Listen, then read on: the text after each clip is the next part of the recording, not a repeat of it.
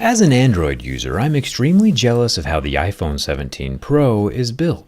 However, Apple forgot to do one really important thing. They ignored an international standard, and it's going to haunt every single person who buys this phone.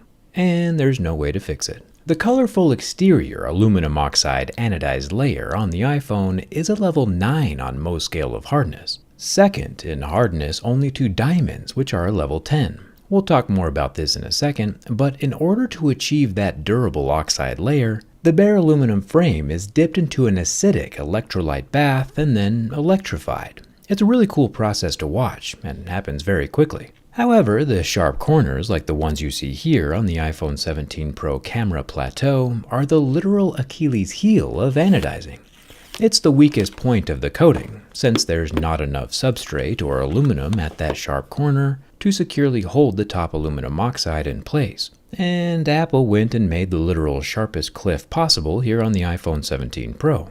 For some reason, Apple didn't add a chamfer, fillet, or radius around the camera plateau, and I think it was intentional, so it looks cooler. But that decision to look cool out of the box is going to plague everyone who owns this phone down the road. And I'll show you physically what I mean. I do still have a buy a big knife, get a little jerry-rig knife free deal going to the end of the month. Just add them both to your cart at the same time and the discount is automatic. But let's not get distracted. Jumping in to get a closer look with the digital microscope, this thing is so fun, we can first scope into the leaf of the Apple logo. But that's not what we came here to see. The cliff Apple has milled into the aluminum has no chamfer, bevel, or fillet, and it's about as straight up and down as aluminum can get. And you'll see why that's a problem here in a second. And don't get me wrong, I am a huge fan of the switch from a glass slab sandwich to this new aluminum unibody design. Overall, it's more durable. Aluminum is a Mohs 3 or 4 on the Mohs scale of hardness, while glass is a 5 or 6. Unless, of course, we're talking about Corning's new Ceramic Shield 2, in which case some black magic somehow makes the marks at level 6 and 7 almost disappear. The level 8 pick behaves like usual though, and gashes through the glass with no problem. The front 18 megapixel camera is also protected under the same slab of Ceramic Shield 2. This has the new square sensor inside, which hopefully we'll see more of during the teardown. The camera sits just below the razor-thin earpiece slit, and part of me is curious if just rubbing the Pro on a table is enough to snap those corners off of the camera plateau. But nope, so far so good. And of course, while the Ceramic Shield 2 is indeed the best we've ever seen, glass is still glass, and it's never a bad idea to add a layer of protection to your phone, especially in this economy where resale value is extremely important. The Prism glass from my channel sponsor dbrand has a foolproof installation procedure with its own applicator, placing the clear protective slab of glass perfectly in place every time. I'll leave a link for the Prism glass in the description. It comes with 2 in the box. You might be like, hey Jerry, if the anodizing is actually a level 9, why does it scratch at all? And that's a fantastic question. The decorative anodizing that Apple applies to the surface of their phone could be anywhere from 2 to 25 micrometers in thickness. That's about 0.025 millimeters or less than half the diameter of a human hair. Not that I would know. It's a tough, colorful shell, tougher than regular paint to be sure, just not super thick, which means it's not invincible.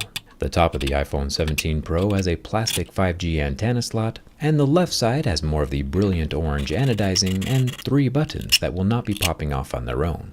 The bottom of the 17 Pro has its USB-C port that can charge to 50% in about 20 minutes, as well as the lower stereo loudspeaker, which the new iPhone Air does not have. I think it'll be pretty cool to see what changes have happened on the inside, so make sure you're subscribed for the teardowns. The Apple logo on the cosmic orange is perfectly in place, like surprisingly well aligned with the glass etching. Thumbs up for that. Then at the top we have our 48 megapixel wide angle camera. Then the 48 megapixel main camera down at the bottom, and the 48 megapixel 4x telephoto off to the side, all of which are still covered with Apple's version of sapphire crystal. You can see the lenses registering on my diamond tester, while my Casio F91W does not.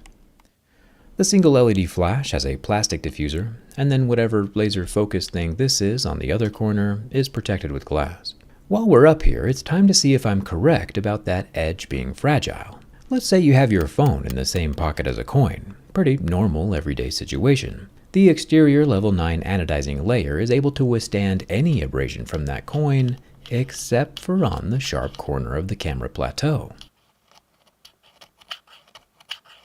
The corner of the plateau is rubbed off and gone. What about keys though? We've tested keys on anodizing before, and everywhere the oxide has been allowed to secure itself to the aluminum is protected from scratching, except for the sharp corner of the camera plateau. Again, after one incursion with a foreign object, that corner is now gone.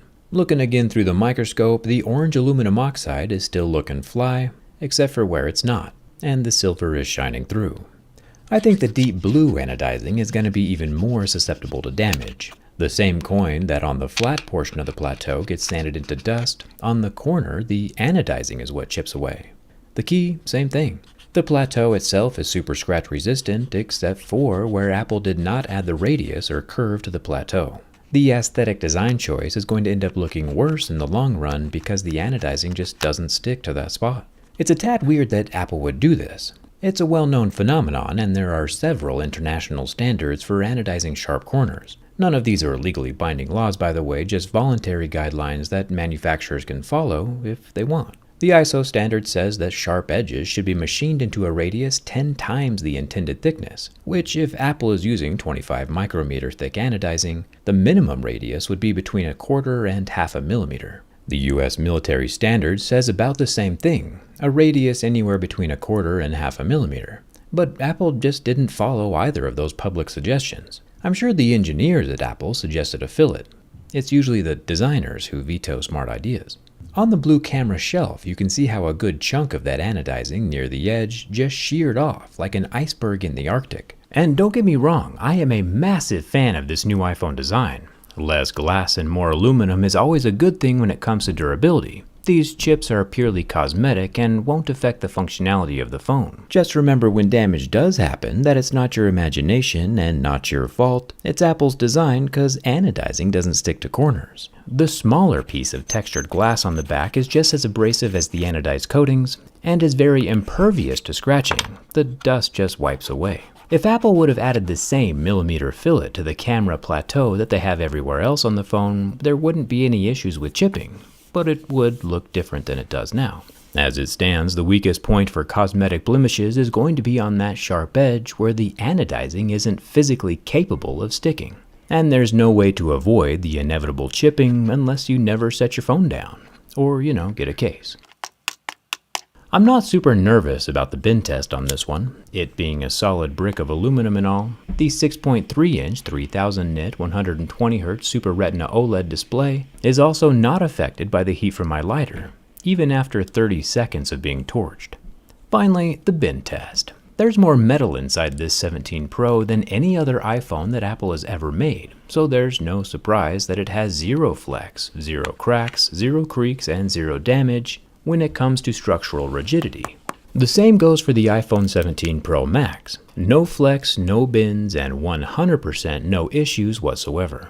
The iPhone 17 Pro and Pro Max passed my durability test, except for the part where your iPhone 17 Pro is going to chip and there's nothing you can do to save it. Apple's own transparent case, which isn't all that transparent, does have a raised lip around the camera plateau, so that will help keep things intact. But if you want a case that looks even better and more transparent and more protective, I would suggest the Ghost case from dbrand.